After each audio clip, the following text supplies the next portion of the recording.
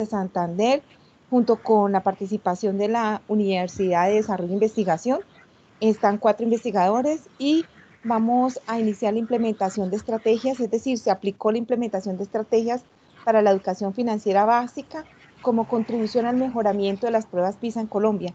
Entonces le cedo la palabra a la doctora María Delma Pineda Moreno. Muchas gracias. Buenas tardes para todos. Me permito iniciar con la introducción. Entonces, el Programa para la Evaluación Internacional de Alumnos PISA se concentra básicamente en 3 áreas, como es la competencia lectora, matemática y científica. Esta evaluación se realiza cada 3 años con el objeto de permitir que los países puedan supervisar adecuadamente el desempeño y valorar el alcance de las metas educativas propuestas. En nuestro país, el gobierno es responsable del desarrollo y de las políticas públicas para cubrir las necesidades de educación financiera, cuyo resultado se ve reflejado en estas pruebas. Con ello se contribuye a mejorar el estándar de la eficacia de la educación financiera como miembros de la Organización para la Cooperación y el Desarrollo Económico, OCDE, ente regulador con la finalidad de mejorar la prosperidad social. En Colombia la educación financiera es relevante ya que incide en la vida de cada ciudadano, permitiendo un desarrollo más exitoso. Emite parámetros para permanecer vinculados. Es por esto que se ha generado una preocupación entre los estudiantes que han presentado las pruebas PISA desde el año 2012 hasta la fecha, obteniendo bajos niveles. La presente investigación partió de un proyecto de maestría en el que se utiliza una investigación descriptiva teórica de tipo bibliográfico. Partiendo de la responsabilidad gubernamental e institucional para obtener buenos resultados en las pruebas, es donde vemos que el rol del docente no solo es para transmitir conocimientos, por el contrario, también es necesario que imparta creatividad, empatía, curiosidad y como guía, que su misión sea, a través de su propio proceso de aprendizaje, que el estudiante adquiera conocimientos y autónomo en toda el área personalizada, revisando las necesidades de cada estudiante. A partir de esto logramos valorar las habilidades personales. Y a nivel de práctica se realiza mediante la vinculación de diferentes artefactos digitales, siendo el medio de interacción mediante la sociedad y el rol del conocimiento. Ahora bien, los estudiantes también se pueden apoyar con otros generando aprendizaje cooperativo para lograr mejorar las diferentes pruebas, dudas y participaciones. Esto lleva a configurar diferentes escenarios de aprendizaje. Uno de ellos es el entorno de personaje aprendizaje PLE, para que el estudiante utilice y comparta estos recursos mediante la colaboración y el compromiso del grupo con instrucciones análogas y así lograr metas comunes. Continúa. Bueno, entonces este proyecto partió de la falta de, digamos, basado en los niveles de puntuación que tienen las pruebas PISA Colombia, la falta de actualización de currículos para lograr un nivel de competencia alto, porque es que nos están midiendo con países como Finlandia, donde tiene un nivel diferente de educación, con unas estrategias diferentes de educación, y la falta de empatía en procesos de aprendizaje y sobre todo de centrar la educación en el estudiante más no en el docente, donde el docente debe ser sensible y permitir que el mensaje llegue, pues esto lo ha expuesto ya el Ministerio de Educación, y es un problema porque pues ya Colombia hace parte de los países miembros de la OCDE y pues por esa razón se genera esta investigación. Esto parte, digamos que el proyecto es de análisis mixto, donde tiene la parte cualitativa basado en las pruebas o las estrategias de países, de los 10 mejores países rankeados a nivel de PISA. Se incorporan las estrategias en, digamos, con colegios aquí en Santander, donde se aplicó, digamos, las pruebas PISA, y basado en esto se hace un análisis exploratorio y descriptivo, puesto que con este proceso lo que se hace es aplicar las estrategias que involucraron esos otros países, en donde pues obviamente se entrega una cartilla, se hace un juego, sobre todo de educación financiera, porque en el 2015 ellos presentan estas pruebas y nos fue mal.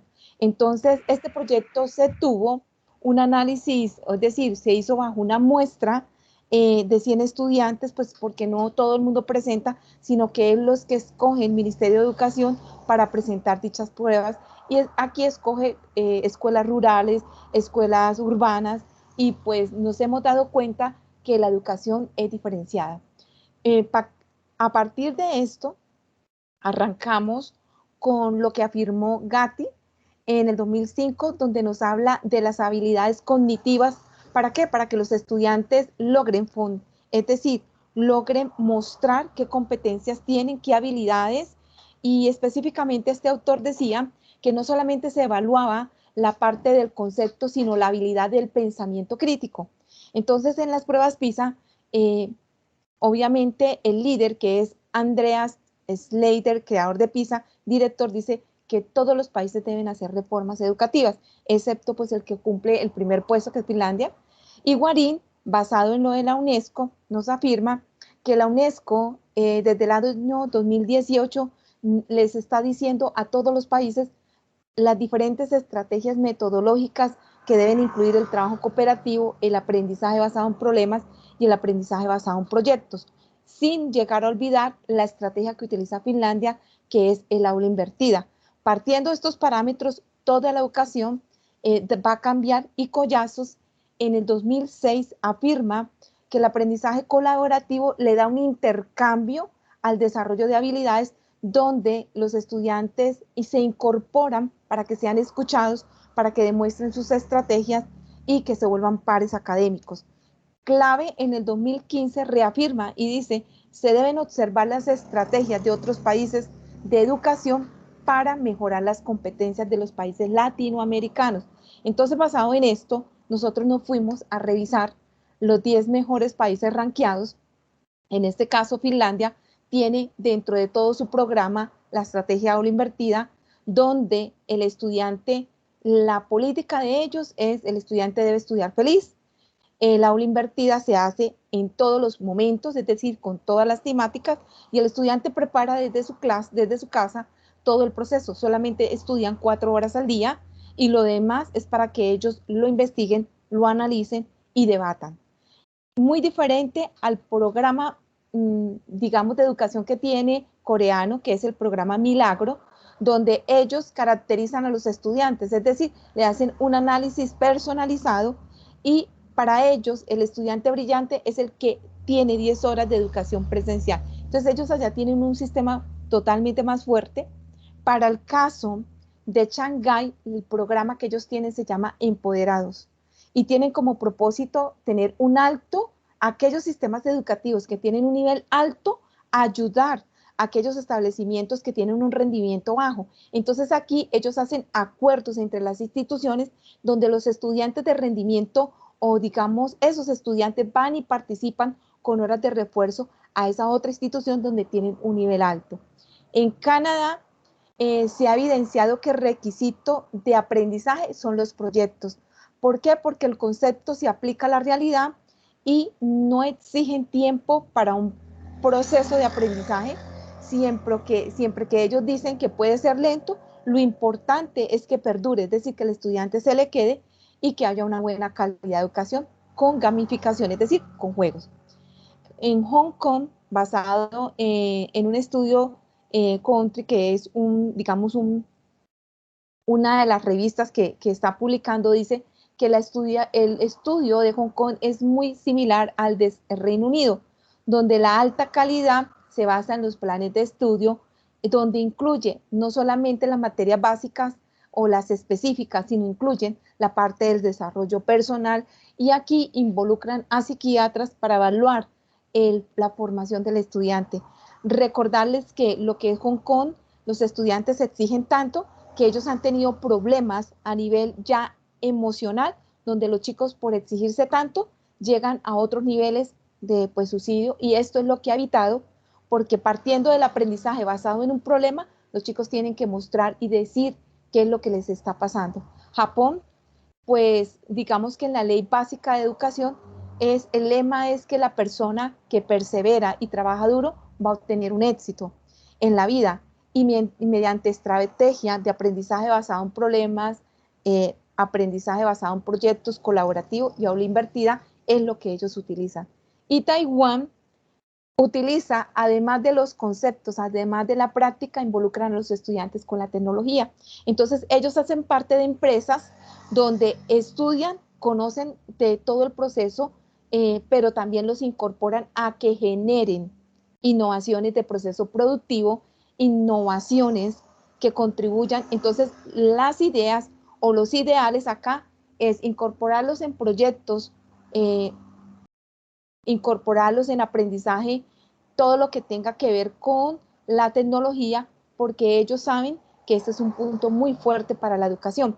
México, digamos que México ha tenido un retroceso en educación porque pues ellos tienen currículos y todo es práctica, teoría y práctica, pero no han aplicado ni aprendizaje basado en proyectos, ni aprendizaje basado en problemas. Ahora están volviendo debido a los rankings que han tenido de educación tan bajo, entonces ahora están tomando modelos como aprendizaje basado en proyectos y aula invertida.